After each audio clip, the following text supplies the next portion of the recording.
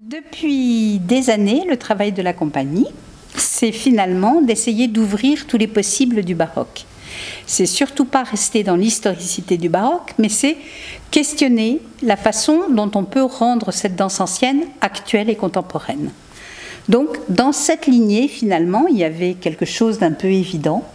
C'était un jour de proposer à un jeune chorégraphe qui ne soit pas du tout de ma génération, qui ne connaisse pas la danse baroque, de découvrir au travers du corps d'une interprète ou d'un interprète de la compagnie ce qu'il pouvait lui trouver comme intérêt à cette danse et à cette danse, à son aspect historique, mais à son aspect aussi humain.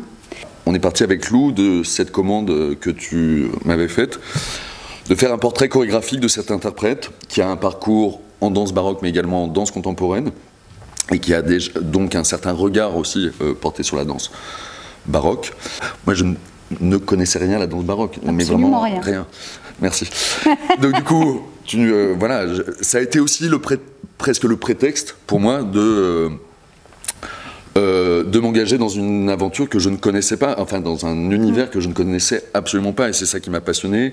Tu nous as donné un cours théorique sur l'histoire de la danse baroque, et ça a été aussi très important, dans la mesure où tous ces aspects historiques, on en a embrassé un certain nombre pour se poser la question de comment on pouvait le réinterpréter. C'est vraiment un portrait très subjectif sur un certain aspect de la danse baroque. En tout cas, c'est vrai que cette soirée, c'était aussi faire le portrait de 4 interprètes contemporains de la compagnie.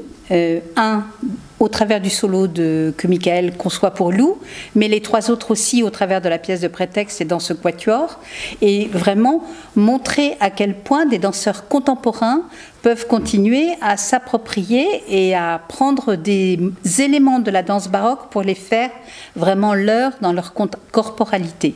Et pour faire ce liant finalement entre nos 2 écritures qui a priori devraient être très différentes et qui ne le sont peut-être pas tellement. Pas tant que ça. À vous de juger, vous verrez bien.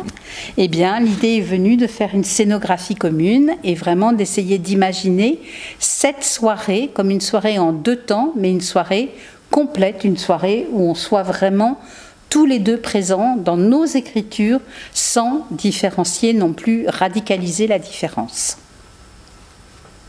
C'est parfait. J'espère que c'est parfait.